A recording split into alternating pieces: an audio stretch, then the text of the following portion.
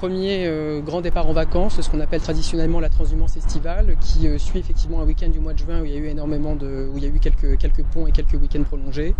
Et donc là, vous avez la démonstration d'un contrôle qui permet, à titre préventif, mais également à titre de verbalisation, de vous faire la démonstration effectivement de la mobilisation de l'intégralité des services de l'État, à la fois les forces de sécurité, mais également les services de l'ADREAL avec les contrôleurs terrestres, qui opèrent un certain nombre de vérifications. Vous êtes sur place, quels sont les principaux défauts remarqués des automobilistes ou des chauffeurs poids lourds ?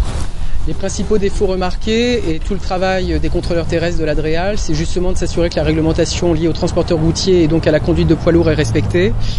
Pour ce faire, un certain nombre de dispositifs électroniques ont été mis en place déjà depuis un certain nombre d'années et les contrôleurs terrestres de l'ADREAL, en lien avec les services de gendarmerie ici présents, peuvent à la fois vérifier que la réglementation liée au temps de travail, au temps de repos nécessaire est bien respectée, mais également que la réglementation liée en termes de chargeage de poids des poids lourds est également respectée. Sur place, des contrôles également de vitesse. Des contrôles de vitesse également. La vitesse reste toujours la première cause de mortalité en termes d'accidentalité et de sécurité routière. Donc la vitesse est également toujours contrôlée. Mais effectivement, la grande transhumance estivale nécessite une mobilisation de tous, tout simplement parce que les trajets sont plus longs, les gens sont peut-être plus détendus, ils ont peut-être plus envie de partir et donc d'arriver plus vite sur leur lieu de vacances, ce qui explique également une augmentation de la vitesse telle qu'on peut la constater. Alors ici, on est sur un aire de repos, c'est très important de s'arrêter de temps à autre.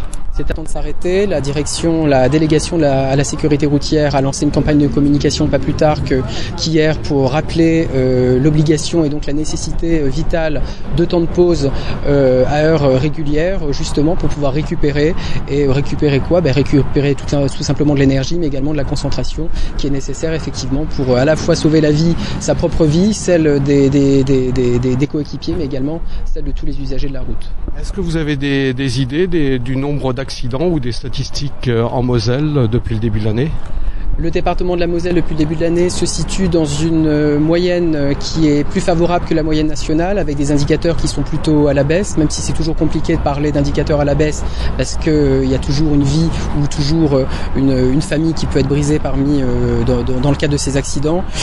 Malheureusement, pour le mois de juin, on constate une augmentation de l'ordre de 10 à 15% du nombre d'accidentés et de blessés, liés principalement effectivement à la vitesse. Et donc le mois de juin, qui est le prélude effectivement aux vacances estivales, avec quelques week-ends prolongés, et la matérialisation et la preuve concrète que l'augmentation de la vitesse et le relâchement des automobilistes peut effectivement engendrer des résultats qui sont plutôt négatifs.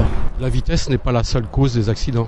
La vitesse n'est pas la seule cause des accidents, c'est la première cause d'accidents mortels. Viennent ensuite la consommation d'alcool et de stupéfiants, et ensuite ce que constituent les téléphones portables ou autres caméras embarquées ou vidéos embarquées sur les voitures qui détournent le conducteur de la route et a tendance effectivement à lui ôter une part assez importante de concentration.